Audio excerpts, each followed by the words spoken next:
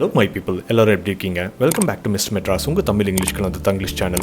After quite some time, Hollywood is really pampering its fan base with not one, not two, but three blockbuster movies this month. Mission Impossible Dead Reckoning Part 1, Oppenheimer and Barbie.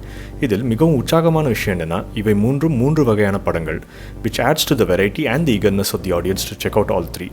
ஆனால் உங்களுக்கு இதில் வெறும் ஒரு படத்துக்கு மட்டும் பணம் மற்றும் நேரத்தை ஒதுக்கணும்னா எதுவாக இருக்கும்? Would you follow your heart, your mind or your intellect? இந்த மூணு படங்களுக்கும் இதயம், மனது மற்றும் அறிவுக்கும் என்ன சம்பந்தம்? Which ones have I watched already?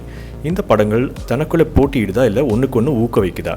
Who are the stars to watch out in each of these movies? Let's watch all of these in detail in today's episode.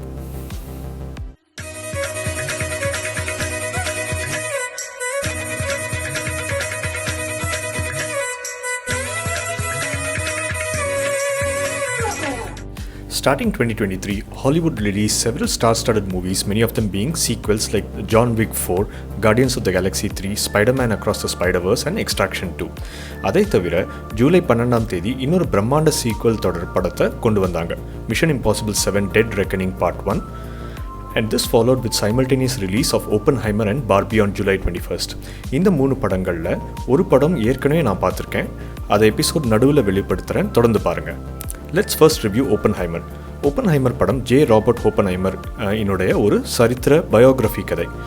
Oppenheimer was an American theoretical physicist who was pivotal in developing the first nuclear weapons as part of the Manhattan Project and thereby ushering in the atomic age. இதை இயக்கியவர் Christopher Nolan. நம்ம மனதில் Batman trilogy, Inception, Interstellar and Tenet போன்ற மாபெரும் படங்களில் இடம்பெற்றவர். Cillian Murphy stars as Oppenheimer, with Emily Blunt as Oppenheimer's wife Catherine Kitty Oppenheimer and Matt Damon as General Leslie Groves, director of the Manhattan Project. அப்புறம் என்னுடைய தலைவன் Iron Man Robert Downey Junior Levi Strauss என்கிற பெயரில் atomic energy commission ஆஃபீஸராகவும் அந்த பாத்திரத்தில் நடிச்சிருக்கார்.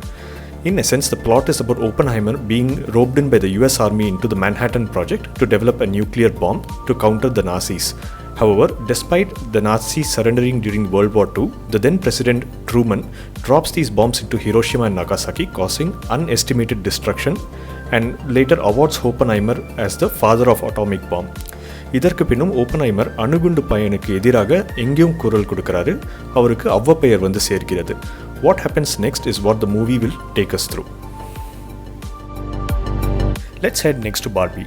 படத்தின் விமர்சனத்துக்கு போகிறதுக்கு முன்னாடி கூகுளில் பார்பி என்று டைப் செய்தால் என்ன வருதுன்னு பார்த்தீங்களா? Wow! And have you heard the Barbie doll theme song of Dua Lipa? Do check it out sometime on YouTube. Barbie ஒரு கற்பனை நகைச்சுவை படம், Greta மற்றும் நோவா பாங்பாக்கால் எழுதப்பட்டது. I have watched only one earlier movie of Noah Baumbach, which is The Marriage Story starring Scarlett Johansson. பார்பியின் பிரதான நடிகர் Margot rabi. இவர் Wolf of Wall Street இன் நாயகி மற்றும் ரயன் கோஸ்லிங் அவர்கள் தி பிக் ஷாட் 2008 வங்கி மற்றும் பங்குச்சந்தை சரிவு பற்றி படத்தின் வந்தவர். Barbie takes the story from the Barbie doll and creates a fantasy where Barbie, who creates unrealistic beauty standards for girls, faces the real world and experiences an identity crisis. Barbie's doll partner Ken, who is always a sidekick to Barbie, also experiences the real world and its patriarchal system and tries to force it down in the fantasy world. கற்பனை மற்றும் உண்மை உலகங்களில் வசித்து Barbie மற்றும் Ken கடைசியாக எங்கே போக முடிவு எடுக்கிறார்கள் என்பதுதான் இந்த கதை.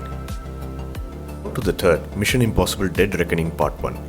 முந்தைய படங்களைப் போல் இந்த 7ஆம் பாகமும் ஒரு உளவு ஆக்ஷன் படம் கிறிஸ்டோபர் மெக்வரியால் இயக்கப்பட்டது. Tom Cruise, who is Ethan Hunt, is given a mission to save the world from destruction by finding two parts of a key. இந்த தருணத்தில் நான் இதை வெளிப்படுத்தாகணும், நான் இந்த படத்தை கண்டிப்பாக பார்த்துருக்கேன். And hence I won't reveal the spoilers. However, what I will say are a few things that amazed me in the movie. அதுக்கு முன் இந்த படம் செயற்கை நுண்ணறிவு அல்லது ஆர்டிஃபிஷியல் இன்டெலிஜென்ஸ் மற்றும் சென்டியன்ஸ் பற்றி உள்ளது. ஸோ அதை பற்றி கொஞ்சம் தெரிஞ்சுட்டு அப்புறம் படம் பார்க்கறது better. But back to the movie. There is a scene where Tom Cruise rides on a horse. 10 to 20 enemies chase him from behind on horses and shoot at him, but nothing hits him.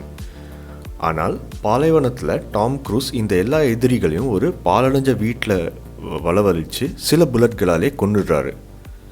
There is also a driving chase sequence around Rome city with the Colosseum in the background, which was awesome, and had a pinch of humor where Tom Cruise and his lady get handcuffed and are given an old car to escape in.